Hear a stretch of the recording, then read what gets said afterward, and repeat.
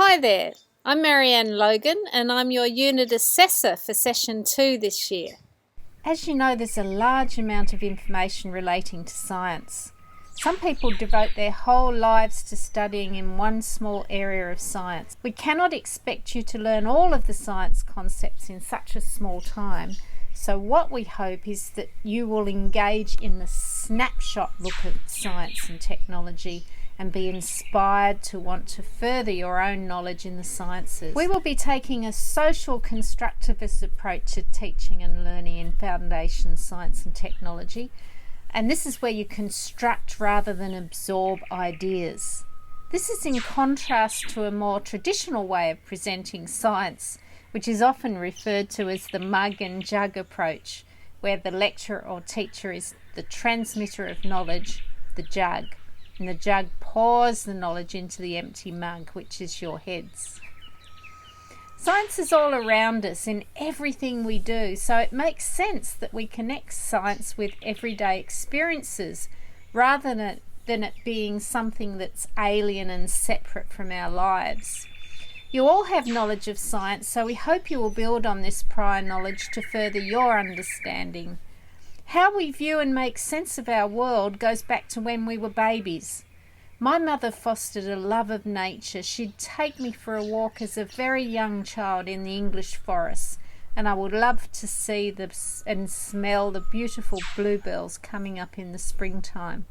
This probably influenced my interest in plants and later on in the Australian bushland.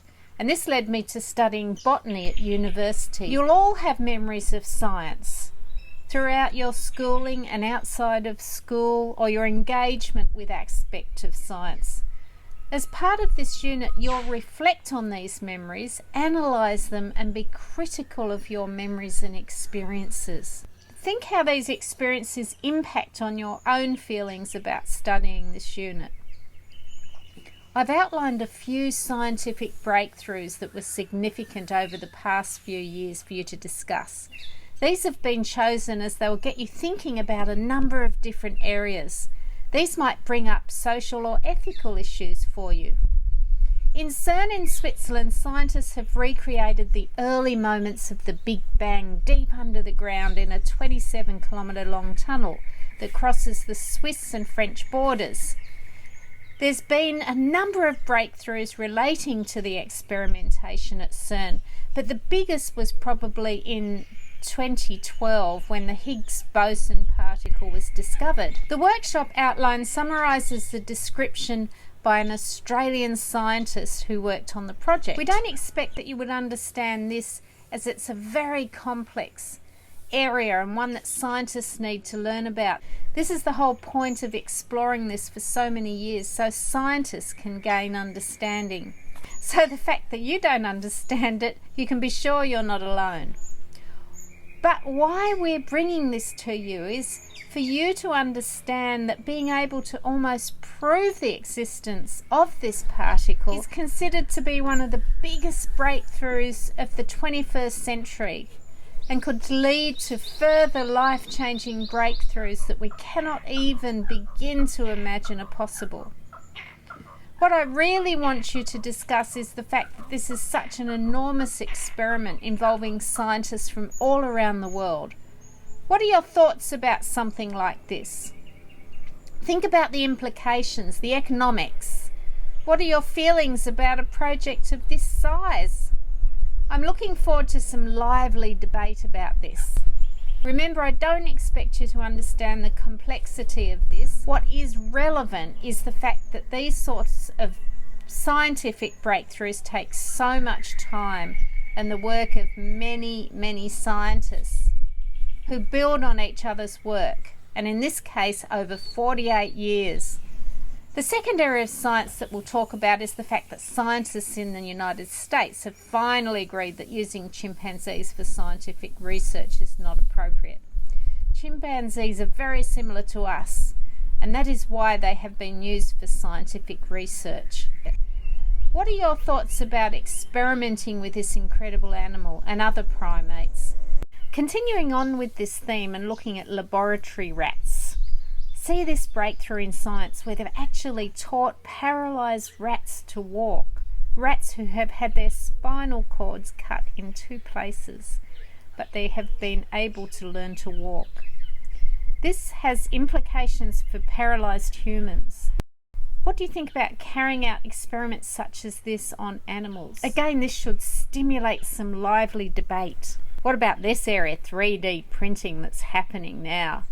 This is an area of science and technology that is starting to change our lives. 3D printing is something that's going ahead in leaps and bounds.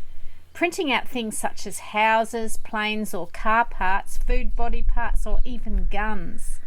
Karl Kruseniski believes that 3D printing could be likened to the invention of the printing press in the 15th century, the steam engine in the 18th century, or the transistor radio in the 20th century.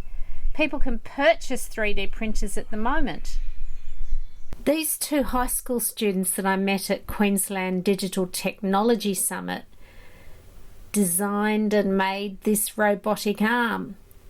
They printed it out, the parts, on a 3D printer and assembled it and programmed it to move. Great to hear your thoughts about this groundbreaking technology. What do you think? You might have used 3D printers as they're using them in some schools. What are the implications for this? Let's hear your thoughts about this. The sequencing of genomes of human fetuses has been possible for some time. However, in a New Scientist magazine article, a recent breakthrough involving non-invasive technology has allowed scientists to sequence the genomes of fetuses using the blood of a mother who is pregnant and the saliva of the father. This technology allows scientists to detect over 3,000 diseases in the fetus, although finding out whether the child will actually get the disease is still not possible. What do you think, and what sort of issues does this raise for parents and for children? I'd be interested to hear your thoughts. This is an area where there are ethical and legal concerns, as it means that parents could find out every genetic trait about their babies before their babies are born. In 2012, it was very exciting to watch Curiosity landing on Mars. It was launched in November 2011, but it didn't land on Mars until 2012. It took over 8 months. It was interesting to see how it was designed to guide itself through the atmosphere of Mars and land on a crater. Have a look at the video link provided and some of the pictures taken on Mars by this robotic device. What I want you to discuss here is space research and your thoughts about the economics involved. What do you think about humans venturing into space and attempting to land on Mars? Alzheimer's. This Alzheimer's breakthrough has been able to restore the memory in mice who had plaque on their brain. Alzheimer's sufferers have a build-up of plaque on their brain leading to memory loss. However, the human brain's far more complex, and it's obviously going to take a long time before this will be able to be adapted for humans. However, it's very important, as it's estimated according to the Alzheimer's Society, that 1 in 14 people could get this over the age of 65 and 1 in 6 over the age of 80. So just recapping what we want you to work towards this week. We want you to think about your own experiences and perceptions of science and critically analyse these. We want you to think about how science impacts on your everyday life. We want you to think about these scientific breakthroughs and the implications. What would the world be like without science and technology? What about the impact of humankind on our planet? What about science's role in addressing the problems facing us? These are some food for thought as you prepare to immerse yourself in the weeks ahead. Looking forward to working with you through the session.